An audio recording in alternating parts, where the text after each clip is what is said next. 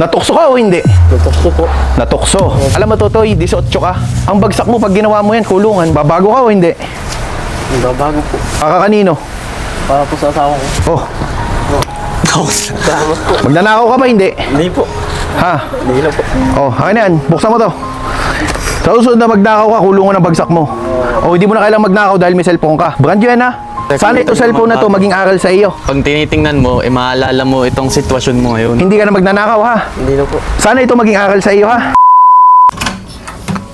Guys, good morning. So, may share lang ako sa inyo, konting story lang. So, kanina madaling araw habang nag-review ng CCTV ng Bella Villa. So, meron akong napansin na kakaiba. So, ayan.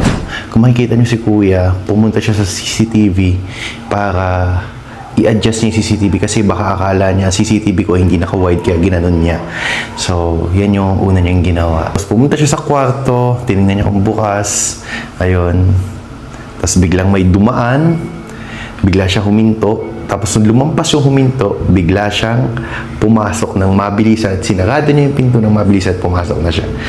Ang pinagtataka ko lang bakit niya in-adjust yung CCTV. Then, bakit siya papasok ng kwarto? Which is wala naman siyang trabaho doon. Anong kailangan niya gawin sa loob ng kwartong yun? Ngayon, pupuntahan ko doon, kausapin ko, tatanungin ko kung ano bang pakay niya doon o anong gagawin niya doon sa kwartong yun, bakit siya pumasok. Hindi ko alam kung yung iniisip nyo ba at iniisip ko ay iisa. Hindi ko alam, ayoko mag-isip ng masama.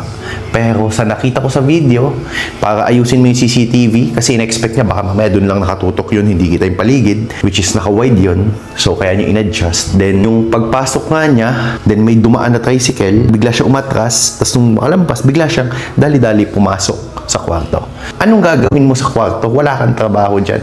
Ang trabaho mo lang ay dyan sa labas. Bakit nandyan ka? Then, ngayong maga, pupuntahan ko si Bella sa school kasi labas na siya ng 10 o'clock. Susunduin ko naman siya bago ako pumunta sa villa. Yun. Tara, samahan niyo ako.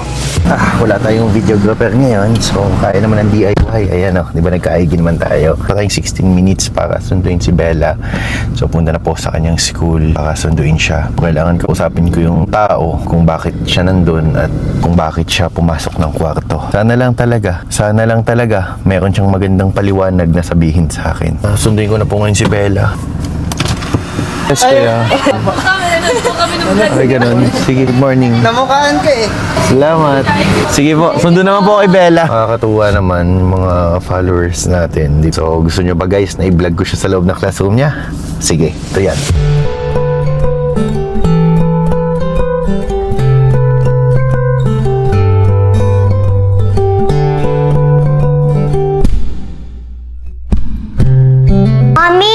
Mami, lagyan muna tayo ng alcohol.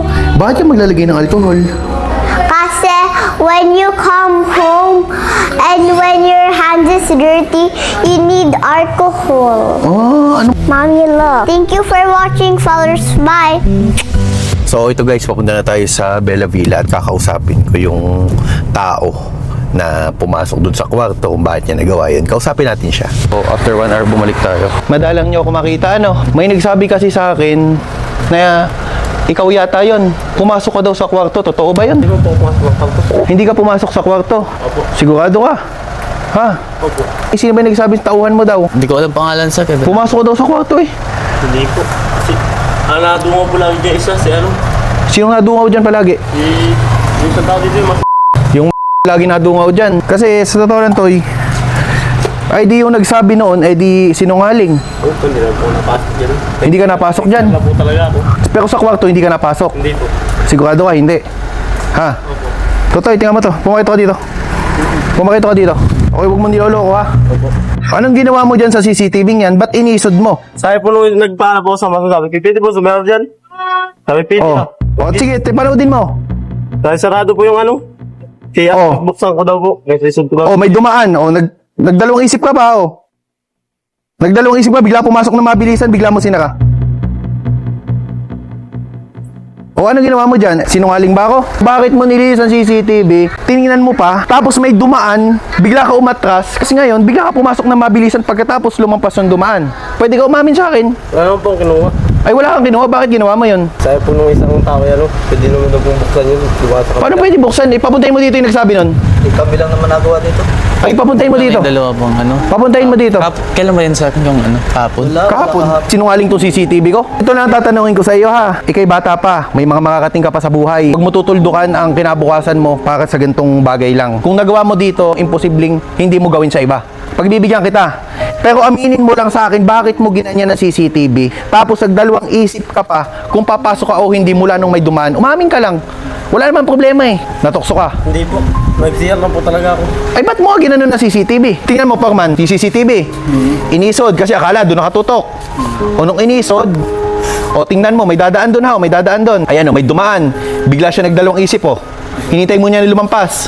Paglampas, biglang pumasok na mabilisan o. At dadaling kita sa barangay kung di mo sasabihin sana totoo. Kung sisiya ka, bakit mo ginalaw yung CCTV? Para po hindi po mapansin sana. O parang hindi mapansin sana. Parang hindi mapansin na ano. May ginalo ko po nung pumasok po ako sa kwarto. O, ano ibig sabihin nun? Anong ibig sabihin nun? Wala po. Nag-CR lang po talaga ako. Ilan taon ka na? 18 po. 18? Natukso ka o hindi? Nagtukso po. Natukso. Pero wala lang po akong ginalo sa loob. Oo, pero kung may mahalaga akong gamit sa loob, edi yun na yun, di ba? Natukso ka nga. Alam mo, Totoy, 18 ka. Ang bagsak mo pag ginawa mo yan, kulungan. Wala kang makakating. Ang dami pa natin sanang project na pagsasama. Oo, ito si engineer, oh. Tinawagan ko nga si engineer, madaling araw. Qualified tip pati yan. Pinagkatiwalaan ka tapos Ito si engineer. Malaki ang tiwala ko sa inyo. Alam ni Portman yan. qualified tip ang ano yan. Kaysa sa tip. Ang tip, simple lang. Ayan, qualified tip. Ako kasi masama din ang loob ko kasi nga pinagkatiwala ko sa inyo ito. Tapos syempre, pag kayo ang may ginawa dito, sino ang mapapayak sa kliyente? Ako ang mapapayak. Sinabi ko kay engineer, sabi ko, engineer, ako hindi napunta na dyan. Pinagkatiwalaan kita, pati tao mo. Hinayaan ko kayo. Pero bakit naman ganyan? Sabi mo, ako natukso ka, ay sa akin, makakalampas ka. Ay kung sa iba, palagay mo ba, makakalampas ka? Buti nga ay ang naabutan ng pagkaganyan mo ay ito si Sir Luther. Siguro pag sa iba pinagmumura na ako, si Sir ay kinausap ako na maayos. Sabi ko sa Tutoy, mas mahirap mabuhay sa kulungan. Ito, malaya ka. Kung kayo nagigipit man, ay yan, may trabaho ka. Nasweldo ka araw-araw. Madami pa. Malaki pati ang sweldo nyo. Hindi ordinary ang sweldo nyo. Magtanong ka sa lahat ng pinagtarbawan nyo. Lahat kayo. Kami lang ang nagbibigay ng sweldong ganito sa labor at masud. Swerte ka nga, may mga katrabaho kang ganyan, no? Dami-dami pa natin project. May isa pang project kay Sir Luther. Totoy, walang masamang magkamali. Pero sana yung pagkakamali mong yan, gawin mong aral para itama. Inakyat pa sa CCTV. Inakyat pa yung CCTV. Magsalita ka ng totoo. Pag hindi ka Magsabi ka totoo, Mari, makatulong ako sa'yo. Ay, paano kung may mga cellphone pala ako doon, may mga gamit? Ano, magbabago ka o hindi? Bago po. Kakakanino? Para po sa asawa ko. Tumayo ko nga dyan. Tandaan mo yung nakaramdaman mong kaba na to. Gagawa ka ng mali. Ano mga engineer, Pagman, tuloy ba ang trabaho nito? Ikaw Pagman ang magdesisyon. Ano ba sahod nito? Weekly? Araw? 3 days. Every 3 days. Kulang ka ba sa sahod mo? Hindi. Hindi pa sinabing kulang. Tatanungin kita. Anong paborito mong kulay? Dilaw o puti? Dinig. Pati po. Ano? Puti. Bakit puti? Ano paborito? Mamili ka, dilaw o puti? Ilaw, puti daw. Dito. Ano? Puti. Puti. Paborito din, puti.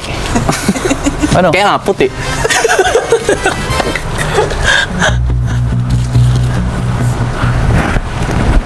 Oh,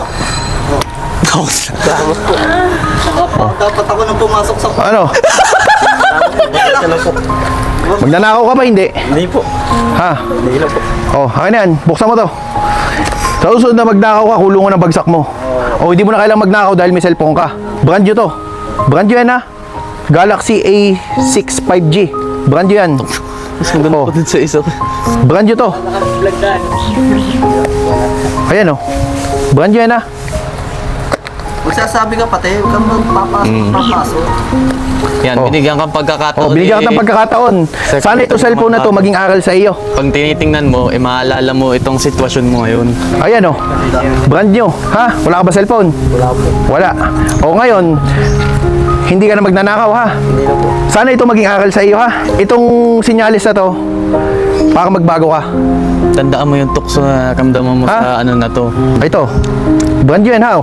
Baga gusto ko itong cellphone na to, maging Tinitingnan niya. aral sa kanya na hindi ko pala kailangan magnakaw kasi unang-una, meron akong sapat na trabaho, walang trabaho ang iba, may cellphone na ako, makakapanood daw ng vlog si Sir Luther. O di ba? Idol oh.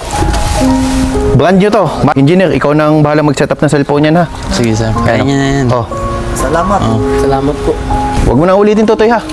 Sana yung cellphone na yan maging aral sa'yo para magbagong buhay. Huwag ko lang sana mababalitaan isang araw na, Sir, yung pong binigyan nyo na cellphone, wala, nakakulong na. Sir, yung binigyan nyo po na cellphone, wala na po, may ginawang ganyan.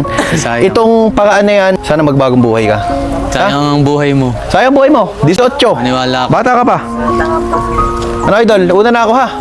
At least inamin mo na talaga natukso ka, pumasok sa kwarto. Yun ang mahalaga. At sana, maging aral sa'yo yun. Ano engineer? Sige sir, salamat. Ito naman. Pasensya din sir, ako kami din ay naiiya sa'yo. Huwag ka lang papasok doon ha. Iyak naman ako. Ano? Bakit? Diba? Kasi ganyan naman ang buhay, di ba? Kumbaga, natukso, na ano. Umami naman siya, natukso eh. Kaso nga lang, di... Buti din niya Ba't yan naiyak? Naiyak na ako dun sa ano niya. Ba't yan naiyak? Ba't yan naiyak? Naiyak ako. Diba? Kasi, syempre, gumawa ng hindi maganda. Na-touch lang ako, na-touch. Suklihan natin ang kabutihan. Kasi baka mamaya, sa kabutihan na ginawa kong yan, Ay, magbagong buhay. katukin siya ng konsensya na magbago. Di ba? Kasi kung magnanakaw, ibig sabihin, may pangangailangan. O ngayon, binigyan ko na siya ng cellphone. Ay kung magnanakaw pa din siya, kulungan ang bagsak niya. Problema na niya yan. Hindi na ako may problema doon. Kaya nga. Ano? Basta engineer, bigyan mo ng pagkakataon ha. Bigyan ng pagkakataon yung bata. Ano Totoy ha? Huwag mo na ulitin yun ha. Tayo ay madami pa tayong pagsasamahan Totoy. Ha? Pasensya na po. Oo. Salamat. Bagong buhay. Sige engineer. Sige sir. Wala na Salamat ako, sir. engineer. Sorry Sandali ulit ba? sir. Oo, wala problema. Ito, engineer din namin. Ah, engineer. Batang-bata eh. Bata pa. Mas bata po to sa amin eh. Oo. Mamaya, dinner tayo mamaya.